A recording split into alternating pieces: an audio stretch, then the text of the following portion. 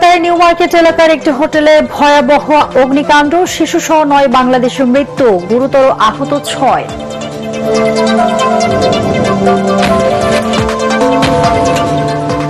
তারেক রহমানের দিল্লি সফর নিয়ে অধীর আগ্রহে অপেক্ষা করছে ভারত। দীনেশ ত্রিবেদী, দুদেশের বাণিজ্য অগ্রগতির রাজনীতিতে ভূমিকা রাখবে ভারতীয় ব্যবসায়ীদের আশাবাদ।